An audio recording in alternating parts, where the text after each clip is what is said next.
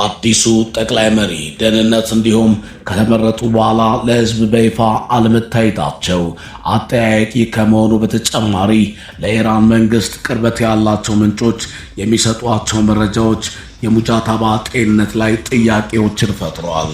በቆጵሮስ የኢራን አምባሳደር የሆኑት አሊሬዛ ሳሪያን ለብሪታንያ ጋዜጣ ዘ ጋርዲያን ጠቅላይ መሪ እግርና እጃቸው ላይ ጉዳት እንደደረሰባቸው ሰምቻለሁ፣ የመቁሰል ጉዳት ስለደረሰባቸው ሆስፒታል እንደሆኑ አስባለሁ ሲሉ ተናግረዋል። የሙጃታባ ደህንነት ጉዳይ አነጋጋሪ መሆኑን ተከትሎ የፕሬዝዳንት ማሱድ ፔዜሼኪያን በቴሌግራም ገጽ ላይ ጠቅላይ መሪ ጉዳት እንደደረሰባቸው የሚገልጽ ሪፖርቶችን አይቻለሁ በማለት ነገር ግን ሙጃታባ ደህና መሆናቸውን ማረጋገጡን ጽፏል። በተጨማሪም ሰኞ ዕለት የሙጃታባ መመረጥ ዜና ከወጣ በኋላ የኢራን መንግስት ቴሌቪዥን ጉዳት ደርሶባቸው እንደነበር ቢጠቅስም ምንም አይነት ዝርዝር ግን ሳይሰጥ ቀርተዋል። ቆጵሮስ ያለው የኢራን አምባሳደር ጨምረው እንዳብራሩት ሙጃታባ ኻሜኒ ጉዳት የደረሰባቸው አባታቸውና ሌሎች 5 የቤተሰባቸው አባላት በተገደሉበት ጥቃት መሆኑን አመላክተዋል።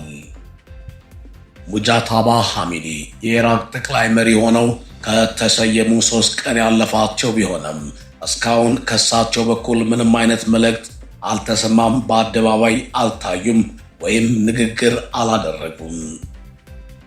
አምባሳደሩ ይህንን በተመለከተ ለዘ ጋርዲያን እንደተናገሩት በየትኛውም ሁኔታ ውስጥ ንግግር ለማድረግ የሚፈልጉ አይመስለኝም ብለዋል። በመጀመሪያው ቀን የአሜሪካና እስራኤል ጥቃት የተገደሉት ወታደራዊ አዛዥ የቀብር ስነ ስርዓት በዛሬው ዕለት የተፈጸመ ሲሆን ነገር ግን ጠቅላይ መሪው ሙጃታባ ኻሜኒ አልተገኙም። በቆጵሮስ የኢራን አምባሳደር ለጋዜጣው ሟቹ አያቶላህ አሊ ኻሜኒ በሕይወት እያሉ የሃይማኖት መሪዎች ልጃቸው እንዲተካቸው ጥያቄ ቢያቀርቡላቸውም የቤተሰብ ስርዓት እንዲሆን እንደማይፈልጉ በግልጽ መቃወማቸውን ተናግረዋል። ነገር ግን ከአባታቸው መገደል በኋላ የከፍተኛ ሊቃውንቱ ጉባኤ ሙጃታባን ለመሪነት በመሰየም ኃላፊነቱ ያንተ ነው መቀበል አለብህ በማለት ለመሪነት እንደመረጧቸው ገልጸዋል። የአያቶላህ ኻሜኒ ግድያን በተመለከተ መኖሪያ ቤታቸው ከፕሬዝዳንታዊ ቤተ መንግስት አቅራቢያ ስለነበር ጥቃት ሲፈጸም ሚስታቸው፣ ሴት ልጃቸው፣ ባሏና የ14 ዓመት ልጅ ጨምሮ መገደላቸውን አረጋግጠዋል።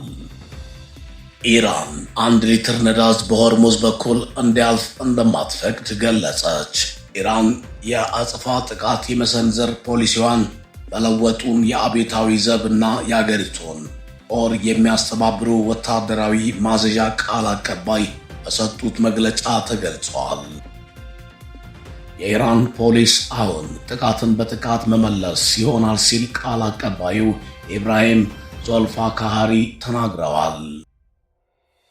ቴሄራን 1 ሊትር ነዳጅ እንኳን የሆርሙዝን ወሽመጥ አቋርጦ አሜሪካ፣ እስራኤል እና አጋሮቿ ዘንድ እንዳይደርስ ሲሉ አክለው ተናግረዋል። ከነሱ ጋር የተያያዘ ማንኛውም መርከብ ወይም ነዳጅ ጫኝ ኢላማ ይሆናልም ብለዋል። የ1 በርሜል ነዳጅ ዋጋ $200 እንደሚሆን ጠብቁ፣ ምክንያቱም የነዳጅ ዋጋ የሚወሰነው ሰላሙን ባደፈረሳችሁት ቀጠና ደህንነት ላይ ነው ሲሉ ቃል አቀባዩ አክለው ተናግረዋል። ኢራን የሆርሙዝ ወሽመጥን ብትዘጋ በቀሪው ዓለም ላይ ምን ሊከሰት ይችላል? ቡድን 7 ሀገራት የነዳጅ ዋጋን ጭማሪውን ለመቋቋም ከክምችታቸው ለመልቀቅ ተስማሙ። የቡድን 7 ሀገራት አሜሪካና እስራኤል ከቴሄራን ጋር ጦርነት ከጀመሩ ጊዜ አንስቶ የተከሰተውን ከፍተኛ የነዳጅ ዋጋ ጭማሪ ለመቋቋም ከክምችታቸው እንዲለቀቅ እንደሚደግፉ አስታውቀዋል። የኢትዮ አጫጭር ዜናን ሰብስክራይብ በማድረግ የኢትዮ አጫጭር ዜና ቤተሰብ እንዲሆኑ ተጋብዘዋል።